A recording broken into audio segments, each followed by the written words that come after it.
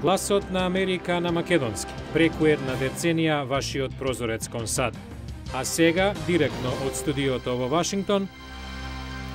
Добро вечер, ова е ТВ журналот Newsflash на Гласот на Америка на македонски, а јас сум Јулија Велковска. Пат на вредноста на светските берзи по стравувањата за уште една рецесија.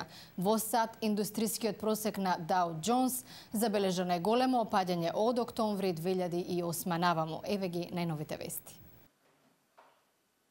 Азиските берзи денеска бележат надолна линија по вчерашниот пат на берзите во САД и Европа, а на што се гледа како резултат на стравувањата на инвеститорите од уште една рецесија. Токискиот индекс Никеј падна на најниско ниво последниве 5 месеци. Во САД, Dow Jones денес врати речиси 1%, откако четвртокот нагло падна за 4,3%. Главните американски и европски индекси денес навидом се опоравуваат по денес објавениот позитивен владин извештај за невработеноста во САД.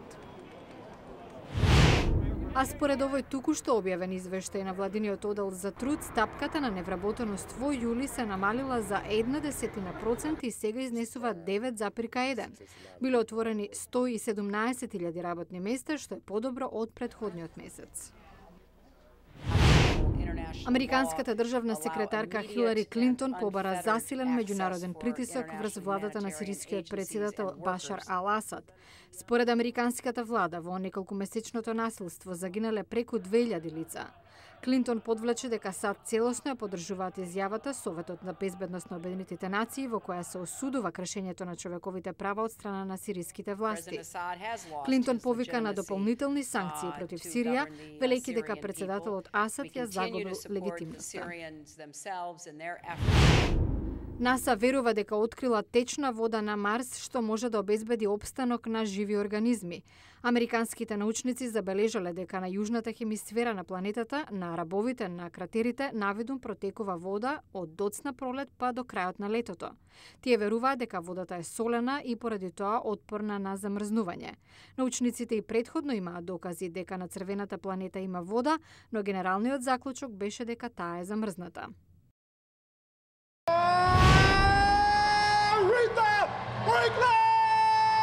Уште еден спектакуларен концерт на кралицата на сол музиката Арета Френклин, овој пат бесплатен. Летната горештина не попречи илјадници да се соберат на настанот во Њујорк и да уживаат во безбројните хитови на дивата над сите диви. Најден излез од уште еден политички ќорсокак во Вашингтон.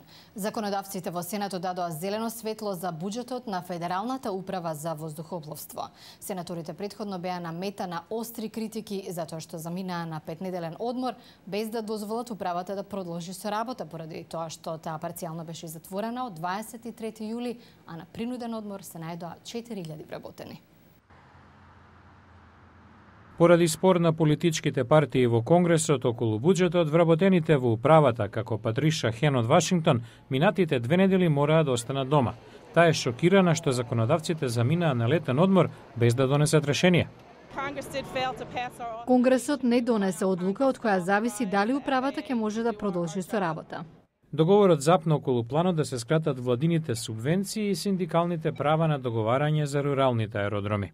Републиканците тврдат со тоа владата би заштедила $16 милиони годишно.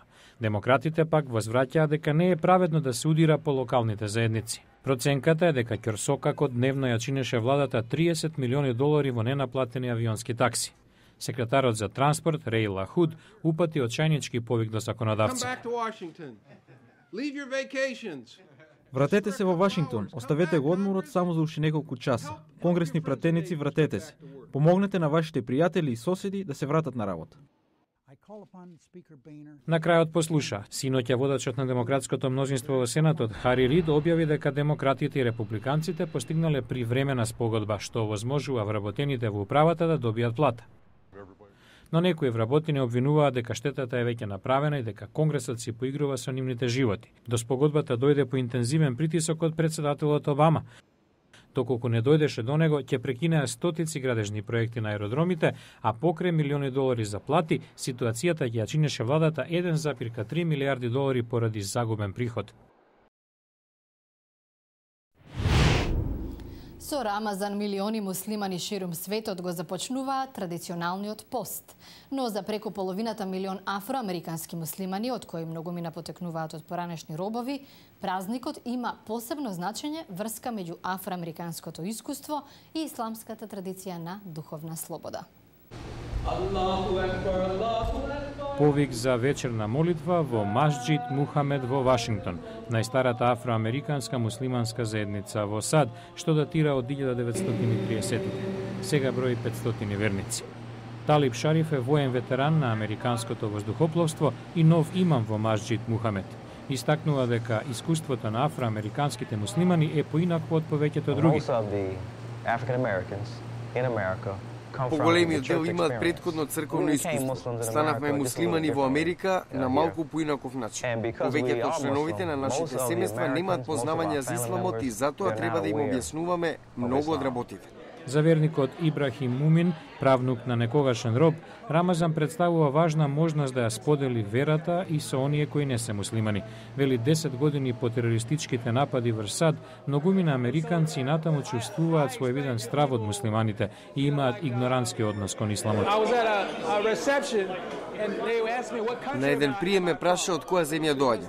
Многумина американци имаат представа дека сите муслимани се од странство. Имамот Шариф ја нагласува врската меѓу афроамериканската борба за слобода и еднаквост од крајот на робството во 1860-тите и исламската традиција за потрага по духовна слобода.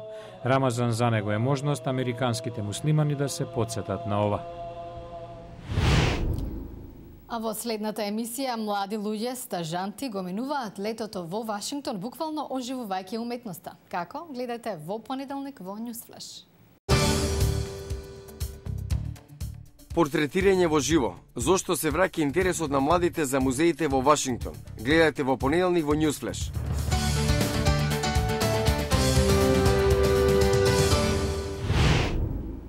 Тоа е се за ова издание на Newsflash на Гласот на Америка на македонски, а јас сум Јулија Велковска.